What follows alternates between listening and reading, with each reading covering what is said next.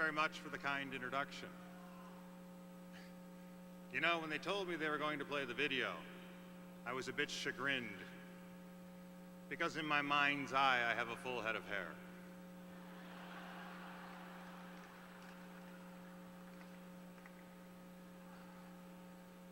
But as children of God, we realize our limitations and our mortality. But as a free people, we must always recognize the greatness within us. This generation of Americans has a choice to make. We can focus on the jeopardy, or we can seize the opportunities. We can seize freedom. Our nation was conceived as a revolutionary experiment in liberty and self-government.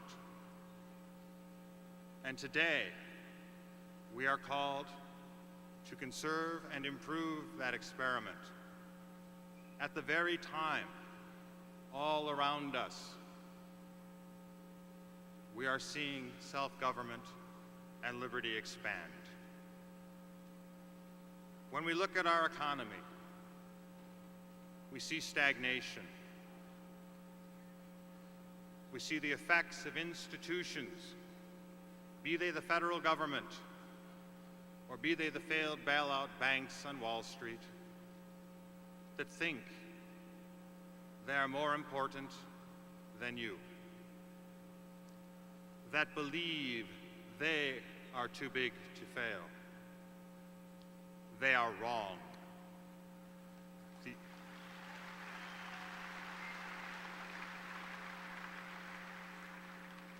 The only thing too big to fail in the United States are the sovereign American people.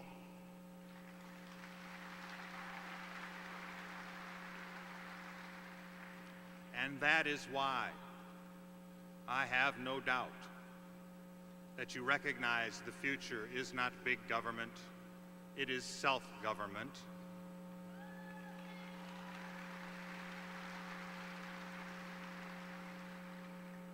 And that you will seize the opportunity to undo so much of the damage that has been done under the Obama administration and under the past Democratic majority in the Congress.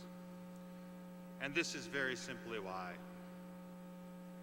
We know we live in a period of time where you can, at your laptop computer, seek sources of information from anywhere you wish and use that information to make a decision. We know that in a BlackBerry in the palm of your hand, you can communicate around the world to the disparate reaches of Earth, to talk to friends, family members, or to make a purchase. We understand that today, in your lives, you are being empowered to make your own decisions to extents undreamt in human history. And yet we see one entity that refuses to recognize the reality around us, and that is big government. Today we live in what is known as a consumer economy. What that means is that you make the decisions, you make the investments, you make the purchases. That is called a free market. We cannot have the big government model that is highly centralized, highly vertical, taking your decisions, taking your property, and centralizing it in Washington. That is called the politics of the past. And that is why I would ask my fellow Republicans that when any Democrat tells you they are progressive, please correct them. They are not progressive, they are regressive.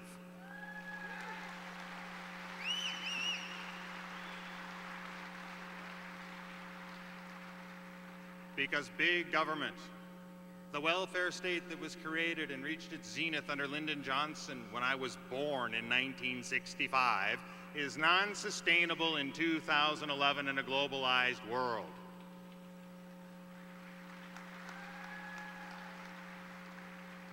And that is why government must be restructured for the 21st century.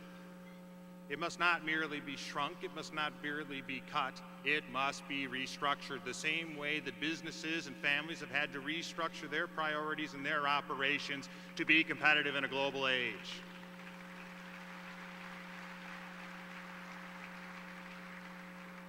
And the central organizing principle is this, as we of the party in Lincoln and Reagan well understand.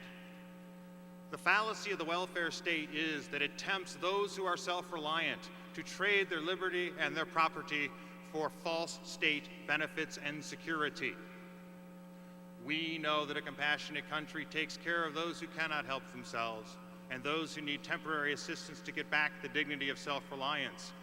But as we restructure government, we will never again ask a person who already has the dignity and the self-respect of a job, who has the dignity and self-respect of self-reliance, to ever become dependent on government, because we know you cannot empower an individual woman by making them dependent upon another person. That is wrong.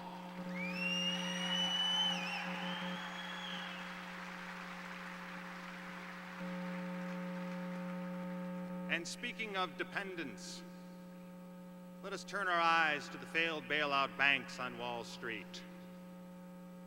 You know, we heard the concept of too big to fail. We know that as a practical matter, the bailout has not worked.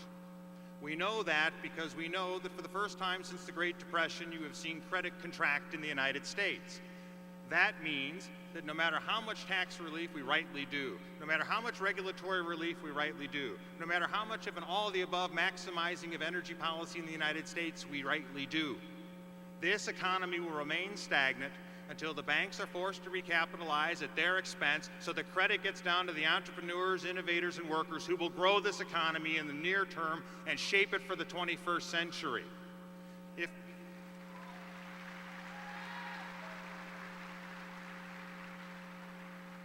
And more importantly even than that, you will reaffirm as a free people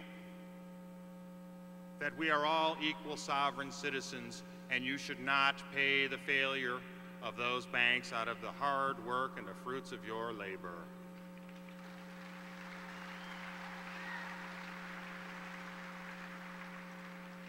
And as you grow and shape this economy, as you seize freedom, as you restructure the federal government, you will also be asked to address the reality that we remain and are a nation at war, that we have brave men and women in uniform defending our liberty in foreign lands. And it is heartbreaking to know that we cannot bring them home as quickly as our hearts wish them to be. But make no mistake, as someone who has met with them, both at home and abroad, as someone who has met with the families of the fallen and tried to comfort them as best I could, they are quite proud of what they are doing to defend you, and they are rightfully so. Because, my friends in the party of Lincoln and Reagan, the American military remains a force for moral good in the world, because in order to secure our liberty, our young men and women in uniform are expanding liberty to others.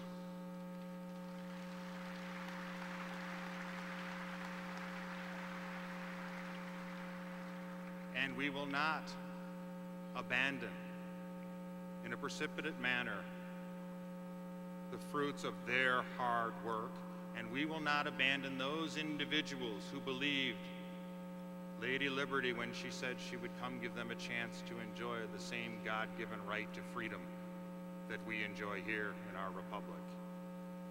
We must also face another challenge.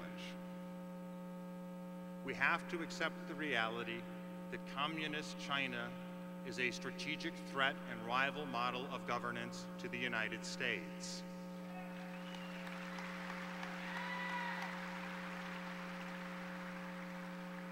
And the reason, as the party of Reagan and Lincoln, we understand. As free people, we understand our liberty, which comes from our Creator, is the foundation of our security and the foundation of our prosperity. The communist Chinese regime in Beijing that butchered my generation in the streets of Tiananmen Square for quoting Jefferson and Madison believes that human liberty is a threat to state-provided security and prosperity. They are as wrong today as the Soviet Union was wrong in the 20th century. And I, for one, will not cede the 21st century to a communist nuclear-armed dictatorship that tells you how many children you can have, that tells you if you can pass out Bibles, tells you what Catholic church you can attend, or tries to culturally commit genocide against the people of Tibet.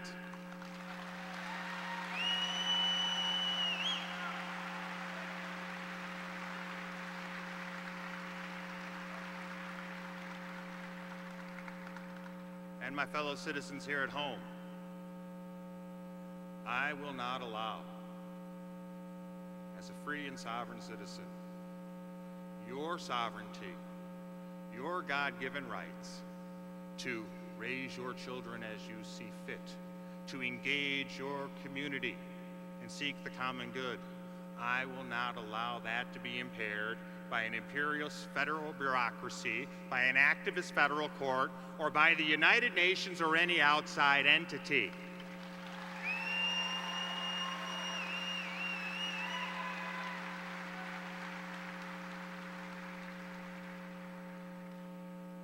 You are the masters of your fate, and you are the custodians of the legacy of liberty we have been bequeathed throughout the generations.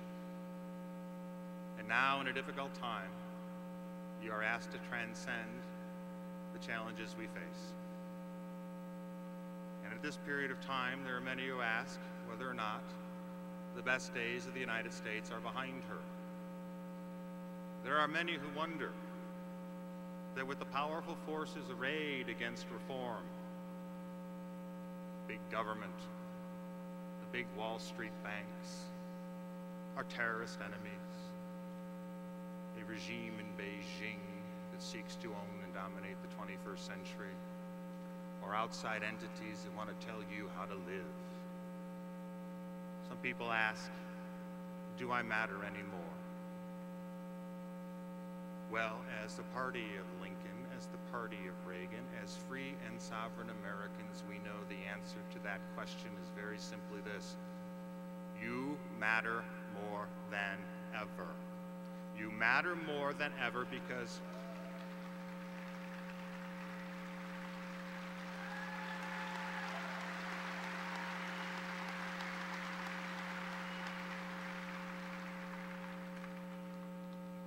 in your hands rests the true hope for change for the United States.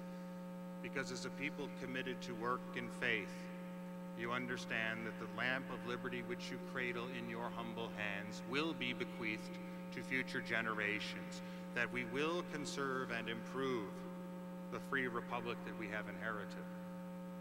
That despite the challenges we face, despite the difficulties, despite some of the doubters, you will trod that hard road to happier times because you understand above all else that the true strength and salvation of the United States remains her free people in their virtuous genius and industriousness and the unfathomable grace of God. That is why you understand very simply what Washington and the Obama administration refuse to admit. The future is now, the future is you, and you will build a virtuous, purposeful, productive republic for generations to come, and if lucky enough to be nominated the Republican Party standard bearer in the fall, if honored enough to serve in the office of the presidency, I promise you this: I will not work for the pundits, I will not work for the bundlers, I will not work for the powerful, I will work for the people, I will work for you. God bless you, God bless the United States of America. Watch me fly.